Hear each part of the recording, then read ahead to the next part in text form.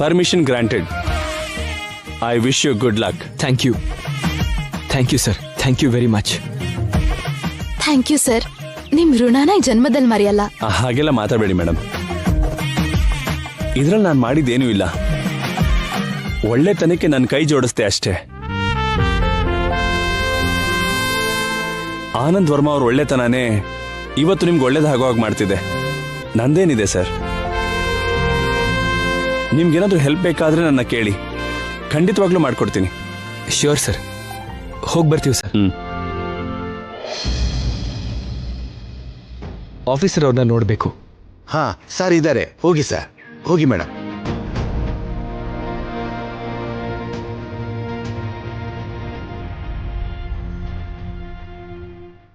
ಕೂತ್ಕೊಳ್ಳಿ sir.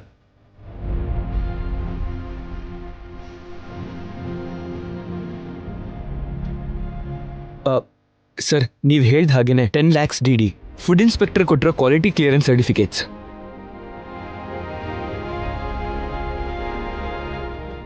Okay Akhil ಅವರೇ, ಎಲ್ಲ ಕ್ಲಿಯರ್ ಆಯಿತು. ಇನ್ನು ಮುಂದೆ ನಿಮ್ಮ ಕಂಪ್ನಿನ ನೀವು ನಡೆಸ್ಬೋದು.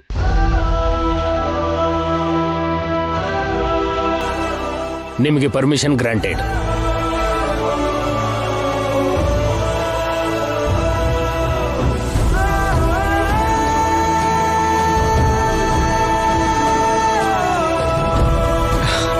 Thank you sir. You are welcome.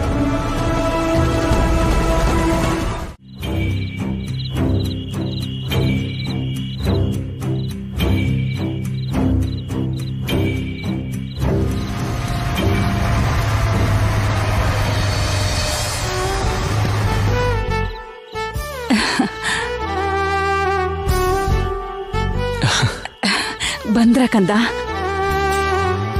ನಿಮ್ಗೋಸ್ಕರ ನಿಮ್ ಡ್ಯಾಡಿ ತುಂಬಾ ಹೊತ್ತಿಂದ ಕಾಯ್ತಾ ಇದ್ದಾರೆ.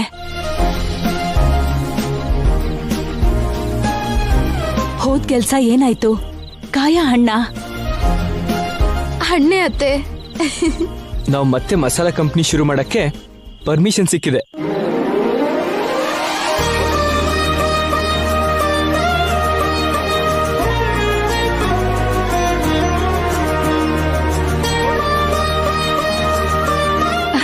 ಎಂತ ಶುಭ ಸುದ್ದಿ ಹೇಳಿದ್ರಿ. ಈ ವಿಷಯ ಹೇಳಿದ್ರೆ ನಿಮ್ ತಂದೆ ಎಷ್ಟು ಸಂತೋಷ ಪಡ್ತಾರೋ. ಇವಾಗ ನಾವು ಡ್ಯಾಡಿನ ಸರ್ಪ್ರೈಸ್ ಮಾಡಬೇಕು. ಹಾ, ಸರ್ಪ್ರೈಸಾ? ಹೇಗೆ? ನಾನು ಹೇಳ್ತೀನಲ್ವಾ? ಹಾ, ಹಾಗೆ ಬಾ. ಹಾ, ಕೊಡಿ ಇಲ್ಲಿ. ಬಾ.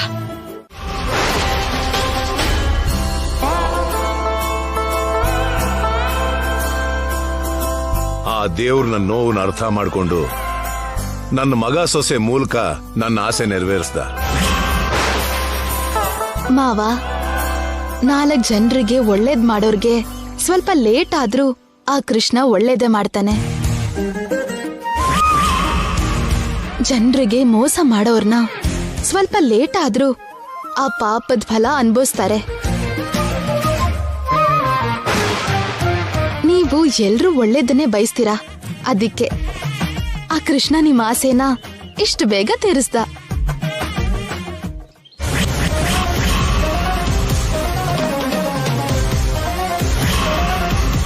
ಡ್ಯಾಡಿ, ರಿಬನ್ ಕಟ್ ಮಾಡಿ.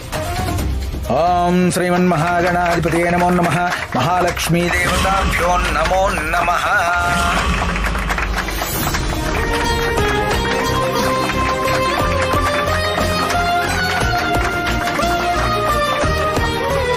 ಇನ್ನು ಒಳಗೆ ಬನ್ನಿ.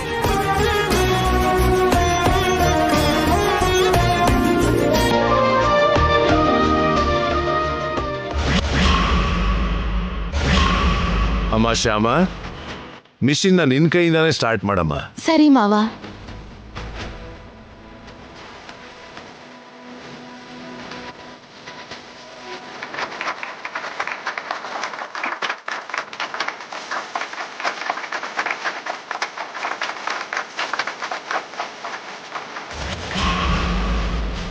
ಶ್ಯಾಮಮ್ಮ, ಈ ಕಂಪ್ನಿ ಬಿಟ್ಟು ನೀವು ಹೋದಾಗಿಂದ ನಾವು ತುಂಬಾ ಕಷ್ಟಪಟ್ಟಿದೀವಿ.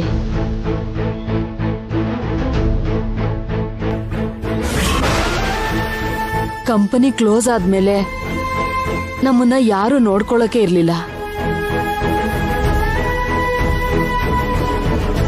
ನಮ್ಮ ಆರೋಗ್ಯ ಹಾಳಾಗಿ ನಮ್ಮ ಮಕ್ಕಳು ಓದೆಲ್ಲ ನಿಂತೋಗಿ ಹೊಟ್ಟೆ ತುಂಬಿಸ್ಕೊಳ್ಳೋಕೆ ಮನೆ ಕೆಲಸ ಮಾಡಿ ಬದುಕ್ತಿದ್ವಿ.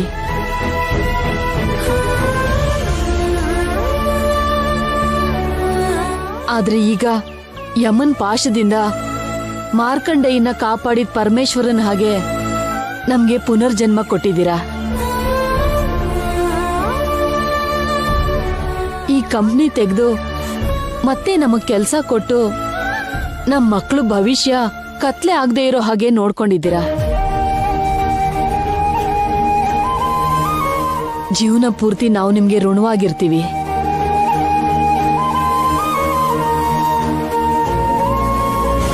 ಏನಮ್ಮ ವನಜಾಕ್ಷಿ, ತುಂಬಾ ಗಾಬರಿಲಿದೀಯಾ? ಏನಿಲ್ಲ ದೊಡ್ಡಮ್ಮ, ಅದು ನಿಮ್ಗೆ ಹೆಂಗ್ ಹೇಳೋದು ಅಂತ ಅರ್ಥ ಆಗ್ತಾ ಇಲ್ಲ. ಏನಮ್ಮ? ಅದು ಅದು 4A ಬೈಕ್ ರೈಡ್ ಕಂಪನಿ ಇದೆಯಲ್ಲ, ಅದು ಚೆನ್ನಾಗೇ ನಡೀತಿದ್ಯಲ್ಲ? ತುಂಬಾ ಚೆನ್ನಾಗಿ ನಡೀತಿದೆ. ಈಗ ಅದ್ರ ಬಗ್ಗೆ ಯಾಕೆ? ಮತ್ತೆ ಅಷ್ಟ್ ಚೆನ್ನಾಗಿ ನಡೀತಿರೋದನ್ನ ಅಖಿಲ್ ಶ್ಯಾಮ ಇಬ್ರು ಯಾಕೆ ಮಾರ್ಬಿಟ್ರು?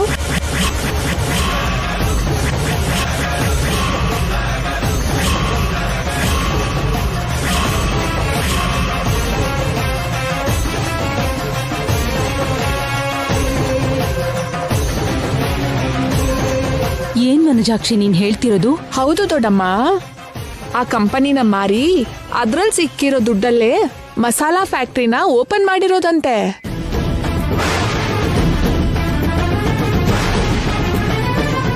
ಫ್ಯಾಕ್ಟ್ರಿ ಮೇಲಿದ್ದ ಬಾಕಿಗಳು, ಪೆಂಡಿಂಗ್ ಟ್ಯಾಕ್ಸು ಆ ದುಡ್ಡಿಂದನೇ ಕಟ್ಟಿರೋದಂತೆ.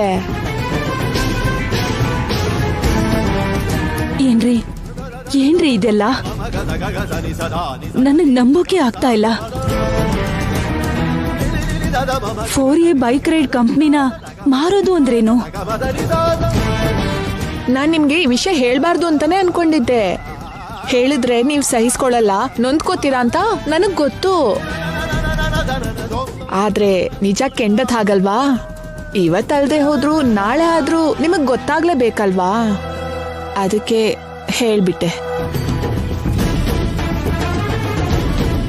ನಿಮ್ ಸಂತೋಷಕ್ಕೋಸ್ಕರನೇ ನಿಮ್ ಮಗ ಸೊಸೆ ಇಂಥ ನಿರ್ಧಾರ ತಗೊಂಡಿದ್ದಾರೆ. ನಿಜವಾಗ್ಲೂ ಅವ್ರ ಮನ್ಸು ತುಂಬಾ ಒಳ್ಳೇದು.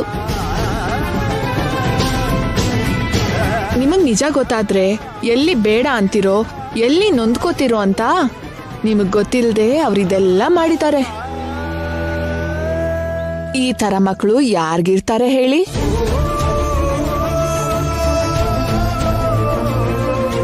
ನಿಮ್ಗೋಸ್ಕರ ಅವರು ಏನಾದ್ರೂ ಮಾಡೋ ಹಾಗಿದ್ದಾರೆ.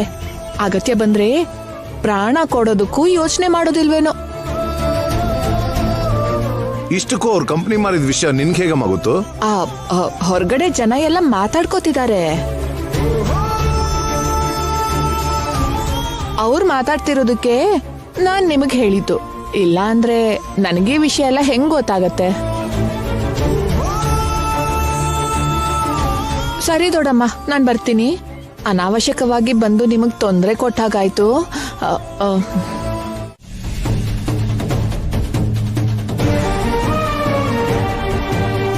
ನಮ್ ಸಂತೋಷಕ್ಕಾಗಿ ನಿಮ್ ಸಂತೋಷ ಕಳ್ಕೊಂಡಿದ್ದೀರಾ. ನಮ್ ಕನ್ಸ್ಗಾಗಿ ನಿಮ್ಮಿಬ್ಬರ ಕನ್ಸನ್ನ ಸಾಯಿಸ್ಕೊಂಡಿದ್ದೀರಾ. ಈ ವಿಷಯ ನಿಮಗೆ ಹೇಗೆ ಗೊತ್ತಾಯ್ತು ಡ್ಯಾಡಿ? ಯಾವುದೋ ಒಂದು ವಿಧವಾಗಿ ಗೊತ್ತಾಯ್ತು ಬಿಡು. ಯಾಕೆ ಗೊತ್ತಾಗ್ಬಾರ್ದ ನಮ್ಗೆ? ಈ ವಿಷಯನೂ ಕೂಡ ನಮ್ಗೆ ಹೇಳ್ದೆ ಒಳ್ಳೊಳಗೆ ನೀವಿಬ್ರೇ ನೊಂದ್ಕೋತೀರಾ?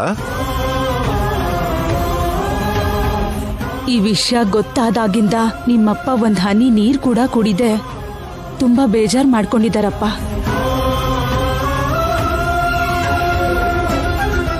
ನಿಮ್ ಸಂತೋಷನೇ ನಮ್ ಸಂತೋಷ ಡ್ಯಾಡಿ. ನಮ್ಗ ಬೈಕ್ ರೈಡ್ ಕಂಪ್ನಿನ ಮಾರಿದ್ದಕ್ಕೆ ಏನು ಬೇಜಾರಾಗಿಲ್ಲ. ಹೌದತ್ತೆ, ನೀವು ನಮ್ ಜೊತೆ ಇದ್ದೀರಾ. ನಮ್ಗದೇ ಕೋಟಿ ಆಸ್ತಿ.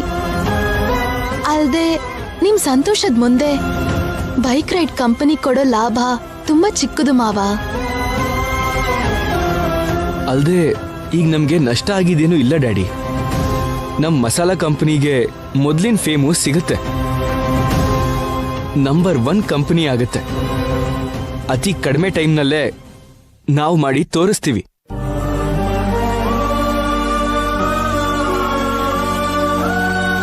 ಆಗೋಗಿದ್ರ ಬಗ್ಗೆ ಯೋಚನೆ ಮಾಡಿ ನೊಂದ್ಕೋಬೇಡಿ ಡ್ಯಾಡಿ. ಇವಾಗ ನಮ್ಮ ಕೈಲಿರೋದನ್ನ ನೋಡಿ ಸಂತೋಷ ಪಡಿ. ಏನ್ ನಡೆದ್ರು ನಮ್ ಒಳ್ಳೇದಕ್ಕೆ ಡ್ಯಾಡಿ. ಈಗ ನಮ್ಮ ಮಸಾಲ ಕಂಪನಿ ನಮ್ ಕೈನಲ್ಲೇ ಇದೆ. ಅದಕ್ಕಿಂತ ಸಂತೋಷ ಇನ್ನೇನಿದೆ? ಬನ್ನಿ ಊಟ ಮಾಡೋಣಂತೆ ಬನ್ನಿ. ಅಪ್ಪಂಗೆ ಹೇಳ್ತೀನಿ, ಮೊದಲು ಅಪ್ಪಂಗೆ ಫೋನ್ ಕೊಡು.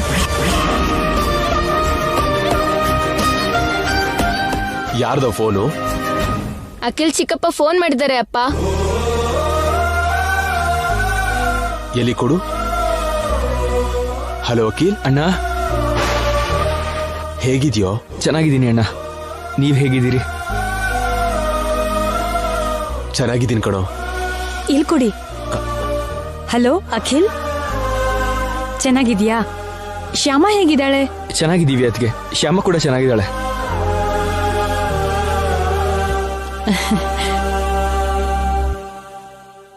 ಇನ್ನೇನು ವಿಶೇಷ? ಈಗ ಸ್ವಲ್ಪ ಪರವಾಗಿಲ್ಲ ಅಣ್ಣ. ಸ್ವಲ್ಪ ದಿನ ನಮ್ಮ ಫ್ಯಾಕ್ಟ್ರಿನಲ್ಲಿ ತುಂಬಾ ಸಮಸ್ಯೆ ಆಗಿತ್ತು ಅಣ್ಣ. ಮಮ್ಮಿ ಡ್ಯಾಡಿ ನಿಮ್ ಬಗ್ಗೆನೇ ಯೋಚನೆ ಮಾಡ್ತಾ ತುಂಬಾ ಬೇಜಾರು ಮಾಡ್ಕೋತಾರೆ. ನಾವೆಲ್ಲರೂ ಒಟ್ಟಾಗಿರ್ಬೇಕಂತ ತುಂಬಾ ಆಸೆ ಪಡ್ತಾ ಇದ್ದಾರೆ. ಇಲ್ಲಿಗೆ ಬಂದ್ಬಿಡಿ ಅಣ್ಣ. ನಮಗೂ ಬರ್ಬೇಕು ಅಂತಾನೆ ಇದೆಯೋ? ಮಮ್ಮಿ ಡ್ಯಾಡಿನ ನೋಡ್ಬೇಕು ಅನ್ಸುತ್ತೆ. ಆದ್ರೆ ಇಷ್ಟು ಸಡನ್ ಆಗಿ ಕೆಲ್ಸನೆಲ್ಲ ಬಿಟ್ಟು ಬರೋದು ಅಂದ್ರೆ ಅತ್ತೆ ಮಾವನ್ಗಿಂತ ಇದೇನ್ ಮುಖ್ಯ ಅಲ್ವಲ್ಲ. ಹೋಗೋಣ ರೀ. ಓಕೆ ಅಖಿಲ್, ನಿನ್ನ ಅತ್ತಿಗೆ ಕೂಡ ಹೋಗೋಣ ಅಂತಿದ್ದಾಳೆ. ನಾಡಿದ್ದೇ ಹೊರಡ್ತೀವಿ. ಓಕೆ ಅಣ್ಣ, ಥ್ಯಾಂಕ್ ಯು ಸೋ ಮಚ್. ನನ್ ಮೊಮ್ಮಗನ್ ಜೊತೆ ಆಟ ಆಡ್ಬೋದು.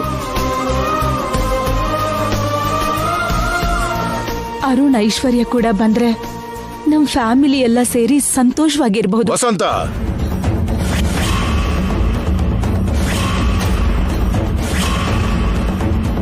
ಇಂಥ ಟೈಮಲ್ಲಿ ಐಶ್ವರ್ಯನ ಯಾಕೆ ನೆನ್ಸ್ಕೋತೀಯ? ಹಾಗಲ್ಲ ರೀ, ನಮ್ ಕುಟುಂಬ ಎಲ್ಲ ಒಂದ್ ಕಡೆ ಇದ್ರೆ ಚೆನ್ನಾಗಿರುತ್ತೆ ಅಂತ. ಐಶ್ವರ್ಯ ನಮ್ ಕುಟುಂಬದವಳಲ್ಲ, ನಮ್ ಸೊಸೆ ಅಂತೂ ಅಷ್ಟಕ್ಕೂ ಅಲ್ಲ. ಇನ್ನೊಂದ್ಸಲ ಅವಳ ಹೆಸರು ಮಾತ್ರ ಅಲ್ಲ, ಅವಳು ಯೋಚನೆ ಕೂಡ ಮಾಡಬಾರ್ದು ನೀನು.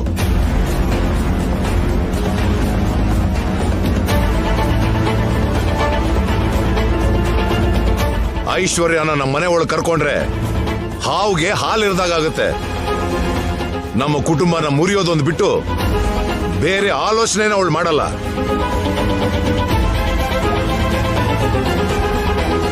ಮತ್ತೆ ಐಶ್ವರ್ಯ ಈ ಮನೆ ಒಳಗೆ ಏನಾದ್ರು ಬಂದ್ರೆ ನಮ್ ತಲೆ ನಾವೇ ಕಡ್ಕೊಂಡಾಗುತ್ತೆ. ಯಾಕ್ ಮಾವ ಅಷ್ಟ್ ಕೋಪ? ಅತ್ತೆ ಹೇಳಿದ್ರಲ್ಲಿ ತಪ್ಪೇನಿದೆ ಹೇಳಿ? ಇವತ್ತಾಗದೆ ಇದ್ರೆ ನಾಳೆ, ನಾಳೆ ಆಗದೆ ಇದ್ರೆ ನಾಡಿದ್ದು. ಯಾವತ್ತಾದ್ರೂ ಐಶ್ವರ್ಯ ಅಕ್ಕ ನಮ್ ಹತ್ರ ಬರ್ತಾಳೆ. ಏನ್ ಶ್ಯಾಮ, ನೀನು ಕೂಡ ಹಾಗೆ ಮಾತಾಡ್ತಿದ್ಯಾ? ಅವಳು ಮಾಡಿದ್ನೆಲ್ಲ ಮರ್ತು ಬಿಟ್ರೇನು?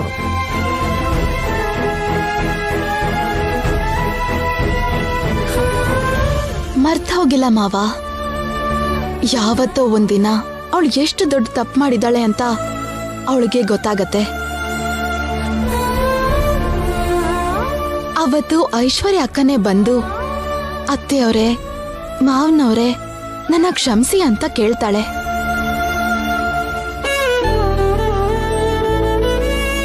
ಐಶ್ವರ್ಯ ಅಕ್ಕ ಅಧಿಕಾರ, ಹಣದ ವ್ಯಾಮೋಹದಿಂದ ಹೀಗೆ ತಪ್ಪು ದಾರಿಯಲ್ಲಿ ಹೋಗಿದ್ದಾಳೆ. ನಾಳೆ ಆ ಆಸೆ ಎಲ್ಲ ಹೋದ್ಮೇಲೆ ಬದ್ಲಾಗಿ ನಮ್ ದಾರಿಗ್ ಬರ್ತಾಳೆ.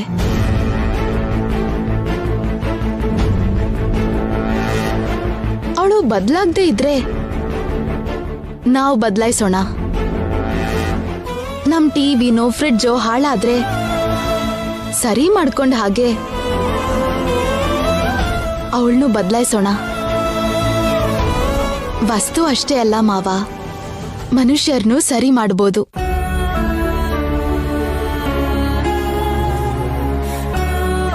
ಐಶ್ವರ್ಯ ಅಕ್ಕನು ನಮ್ ಕುಟುಂಬದಲ್ಲಿ ಒಂದಾಗಿ ನಮ್ ಜೊತೆಲಿ ಅವರು ಖುಷಿಯಾಗಿರೋ ದಿನ ತಂದ್ಕೊಳ್ಳೋಣ.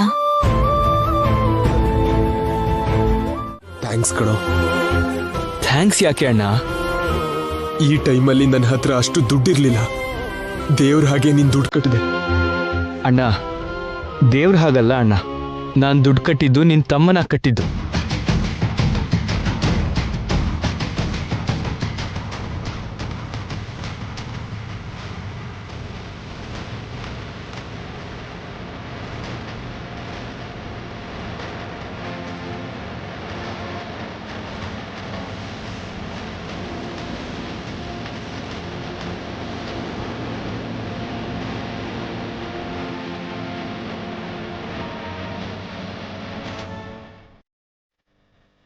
ಡಾಕ್ಟರ್, ನನ್ ಮಗ ಹೇಗಿದ್ದಾನೆ? Nothing to worry. He is out of danger.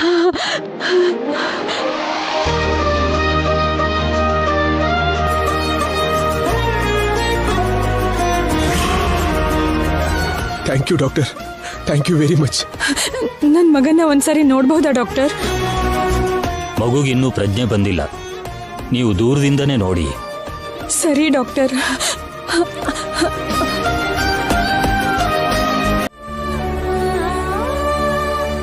ಕಲ್ಕತ್ತಾದಲ್ಲೇ ಅವ್ರ ಜೀವನ ಖುಷಿಯಾಗಿತ್ತು ಅನ್ಸತ್ತೆ. ಯಾವಾಗ ಇವ್ರನ್ನ ನೋಡಕ್ಕೆ ಅಂತ ಅಲ್ಲಿಂದ ಹೊರಟ್ರೋ ಆಕ್ಸಿಡೆಂಟ್ ಆಗೋಯ್ತು.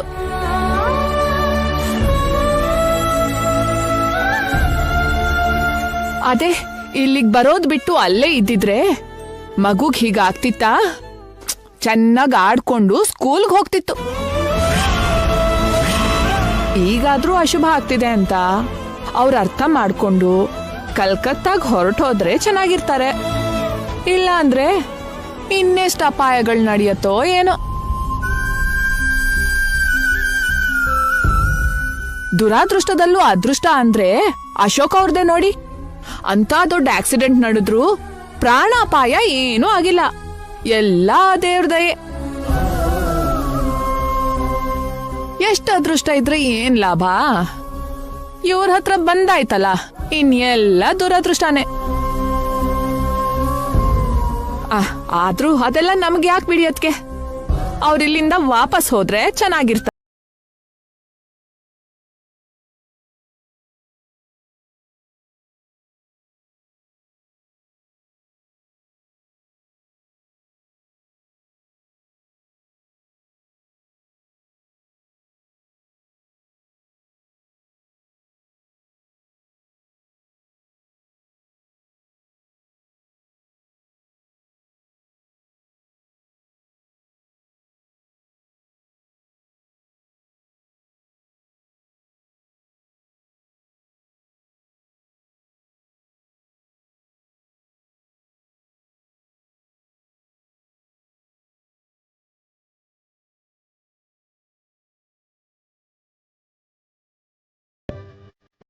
ಏನ್ರಿ, ನಾವು ಕಲ್ಕತ್ತಾಗೆ ಹೋಗ್ಬಿಡೋಣ.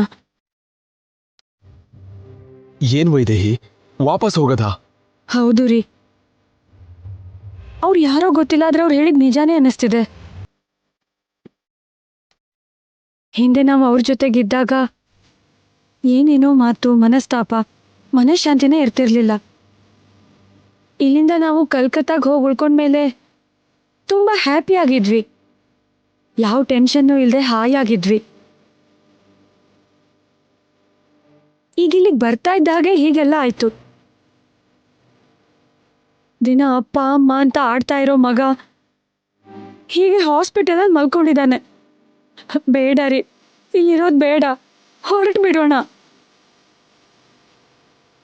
ಇವರು ದುರಾದೃಷ್ಟವಂತರ, ಕೆಟ್ಟ ಜಾತಕದವ್ರ ನಮಗ್ ಬೇಕಾಗಿಲ್ಲ. ಇಷ್ಟ ದಿನ ನಾವು ಹೇಗಿದ್ವೋ ಹಾಗೆ ಇದ್ರಾಯ್ತು.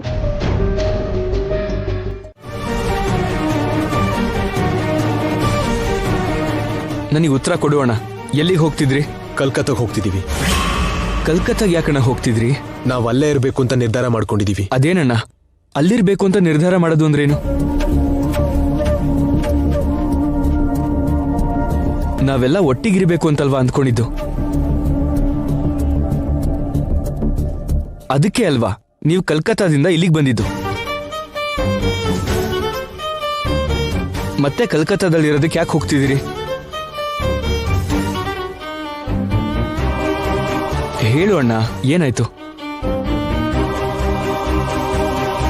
ಅಕ್ಕ, ಏನಕ್ಕ ಇದು? ಇಷ್ಟು ದಿನ ದೂರ ಇದ್ದು ಇಷ್ಟು ಬೇಗ ಒಂದಾದ್ವಿ ಅಂತ ಖುಷಿ ಆಗಿದ್ವಿ. ಕನಿಷ್ಠ ಮನೆಗೂ ಬರ್ದೆ ಈಗ ಹೊರಟೋಗ್ತಿದ್ದೀರಲ್ಲ.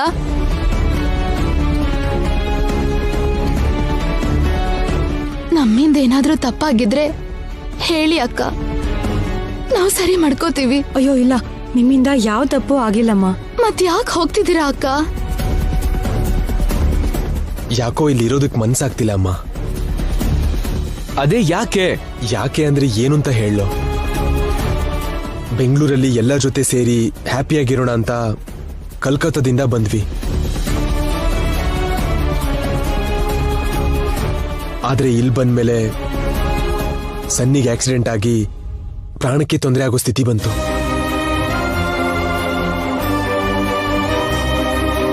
ಕಲ್ಕತ್ತಾದಲ್ಲಿ ಇಂಥದ್ದು ಯಾವುದೇ ತೊಂದರೆ ಇಲ್ಲದೆ ಹ್ಯಾಪಿಯಾಗಿದ್ವಿ.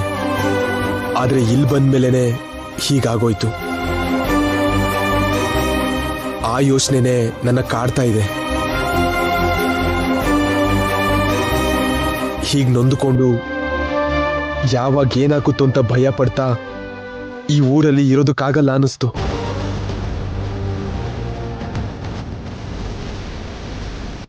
ಅದಕ್ಕೆ ಹೊರಟು ಬಿಡೋಣ ಅಂತ ನಿರ್ಧಾರ ಮಾಡಿದ್ವಿ. ತಪ್ಪು ಅಣ್ಣ, ನಿನ್ನ ಆಲೋಚನೆ ತಪ್ಪು.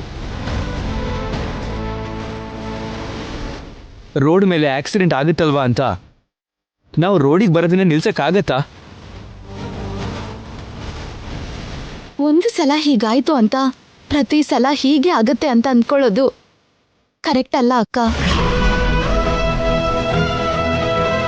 ಅಷ್ಟಕ್ಕೂ ಈ ಊರು ನಿಮ್ಗೇನು ಹೊಸದಲ್ಲ ಅಲ್ವಾ ಅಣ್ಣ? ನೆನ್ನೆ ಮೊನ್ನೆ ತನಕ ಇದೇ ಊರಲ್ಲಿ ಇದ್ರಿ ತಾನೆ? ಆಗ ಯಾವತ್ತೂ ಈ ಥರ ಆಕ್ಸಿಡೆಂಟ್ ಆಗಿರ್ಲಿಲ್ವಲ್ಲ? ಹ್ಯಾಪಿಯಾಗೇ ಇದ್ರಲ್ವಾ? ಹೊಸ ಜಾಗಕ್ಕೆ ಹೋದಾಗ ಅಲ್ಲಿ ಇಂಥ ಆಕ್ಸಿಡೆಂಟ್ ಆಗಿದ್ರೆ ಆಗ ಸೆಂಟಿಮೆಂಟಲ್ ಆಗಿ ಫೀಲ್ ಆದ್ರಿ ಅಂದ್ರೆ ಒಂದ್ ಮಟ್ಟಕ್ಕೆ ಅರ್ಥ ಇದೆ. ಡ್ಯಾಡಿನ ನಿಮ್ ಜೊತೆ ಬರಲ್ಲ, ಚಿಕ್ಕಪ್ಪ ಚಿಕ್ಕಮ್ಮನ ಜೊತೆ ಹೋಗ್ತೀನಿ. ಅಜ್ಜಿ ತಾತ ಜೊತೆಲೆ ನಾನು ಇಲ್ಲೇ ಇರ್ತೀನಿ. ನನ್ಗೆ ಆ ಊರ್ ಇಷ್ಟ ಆಗ್ಲಿಲ್ಲ.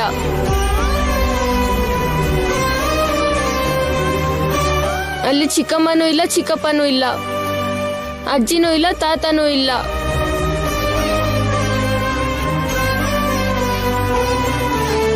ಅವರೆಲ್ಲ ಇಲ್ದೇ ಇದ್ರೆ ಅದು ನಮ್ಮೂರಲ್ಲ, ಇದೇ ನಮ್ಮೂರು. ನಾನು ಇಲ್ಲೇ ಇರ್ತೀನಿ. ನಾನು ಇವ್ರ ಜೊತೆನೇ ಇರ್ತೀನಿ.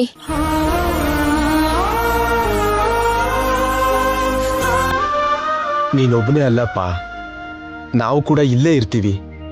ನಾವೆಲ್ಲರೂ ಒಟ್ಟಿಗೆ ಇಲ್ಲಿರೋಣ. ಹೌದು ರೀ, ಮನೆಗೆ ಹೋಗೋಣ ಬನ್ನಿ. ಅಲ್ಲಿ ನಮಗೋಸ್ಕರ ಅತ್ತೆ ಮಾವ ಕಾಯ್ತಾ ಇರ್ತಾರೆ.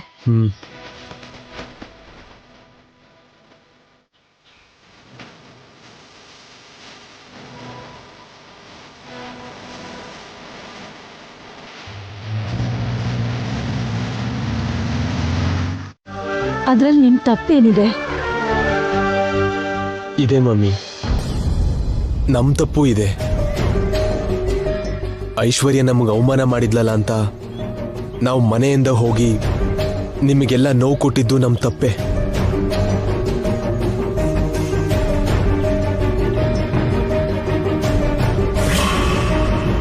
ಅಖಿಲ್ ಶ್ಯಾಮ ಮನೇಲಿ ಇರ್ಲಿಲ್ಲ.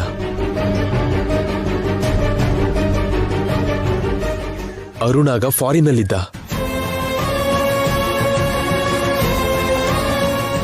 ಡ್ಯಾಡಿ ಮಂಚದಿಂದ ಏಳ್ದಿರೋ ಪರಿಸ್ಥಿತಿಲಿದ್ರು. ಅಂತ ಪರಿಸ್ಥಿತಿಲಿ ನಿಮ್ಮನ್ನೆಲ್ಲರನ್ನೂ ಬಿಟ್ಟು ನಮ್ ದಾರಿಲಿ ನಾವು ಹೋಗಿದ್ದು ಖಂಡಿತ ತಪ್ಪೆ.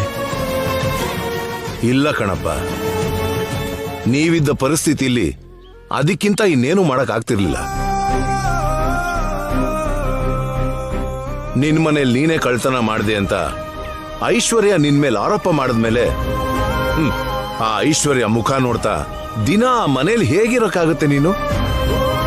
ತನ್ನ ಗಂಡನ ಮೇಲೆ ಕಳ್ಳ ಅಂತ ಆರೋಪ ಮಾಡಿದ ತಂಗಿ ಜೊತೆ ಸೇರಿ ವೈದೇಹಿ ತಾನೇ ಹೇಗಿರ್ತಾಳೆ ಹೇಳು?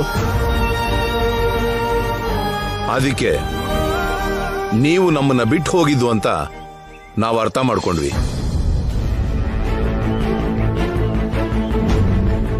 ನೀವ್ ಹಾಗೆ ಹೋಗಿದ್ರಲ್ಲಿ ನಿಮ್ ತಪ್ಪೇನು ಇಲ್ಲ ಅಂತ ನಮ್ ಬುದ್ಧಿ ನಮ್ಗೆ ಹೇಳ್ತಿದ್ರು ಕೂಡ ನಮ್ ಮನ್ಸಿಗೆ ತಡೆಯೋಕ್ ಆಗ್ತಿಲ್ಲಪ್ಪ.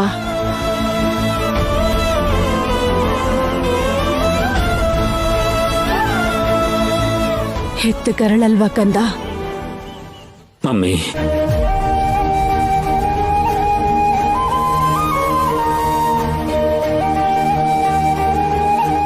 ಬೇಜಾರ್ ಮಾಡ್ಕೋಬೇಡಿ. ಇಷ್ಟು ಕಾಲಕ್ಕಾದ್ರೂ ನಾವು ಹೀಗ್ ಸೇರಿದಕ್ಕೆ ಸಂತೋಷ ಪಡೋಣ. ಏನ್ ಸಂತೋಷ ಡ್ಯಾಡಿ ಇದು?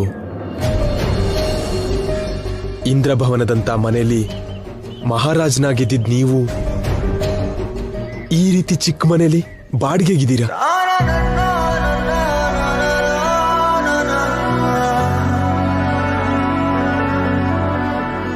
ಹೌದು ಮಾವ, ನಿಮ್ ಕೈ ಕೆಳಗೆ ಕೆಲಸ ಮಾಡೋರ್ಗೆ ಈ ರೀತಿ ಮನೆ ಕೊಡ್ತಾ ಇದ್ರಿ ಅಂತ ನೀವು ಈಗ ಈ ರೀತಿ ಮನೇಲಿರೋ ಪರಿಸ್ಥಿತಿ ಬಂದಿದೆ.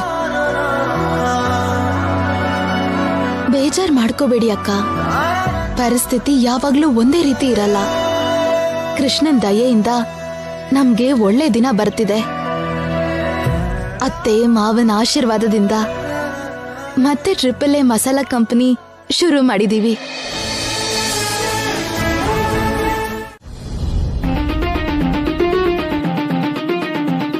ರಾಜನ ಎರಡನೇ ಸೊಸೆನೆ ಆ ರಾಜ್ಯಕ್ಕೆ ವಿಲನ್. ಸಂತೋಷವಾಗಿ ಬದುಕ್ತಿದ್ದ ಆ ಕುಟುಂಬನ ತನ್ನ ಸ್ವಾರ್ಥಕ್ಕಾಗಿ ಚೂರ್ ಚೂರ್ ಮಾಡ್ಬಿಟ್ಲು.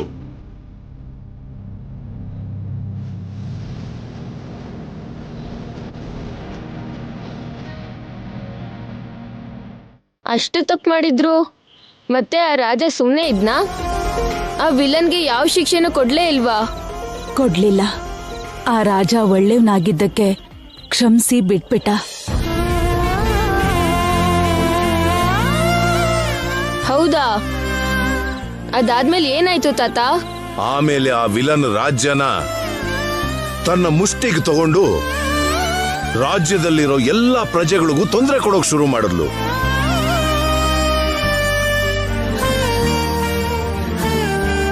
ಆ ವಿಲನ್ ಹಾಗೆ ಮಾಡಿದ್ರಿಂದ ರಾಜ್ಯದಲ್ಲಿರೋ ಪ್ರಜೆಗಳೆಲ್ಲರೂ ತಿನ್ನೋ ಗತಿ ಇಲ್ದೆ ಕೆಲವರು ಕಳ್ಳರಾಗಿ ಬದಲಾದ್ರು.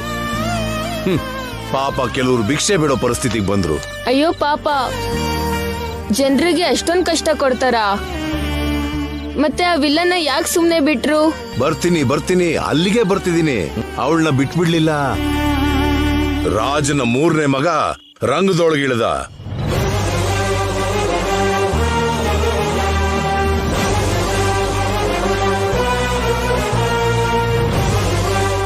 ಅವಳ ಜೊತೆ ಯುದ್ಧ ಮಾಡಿ ರಾಜ್ಯನ ಮತ್ತೆ ಹಿಂದಕ್ಕೆ ಪಡ್ಕೊಂಡ.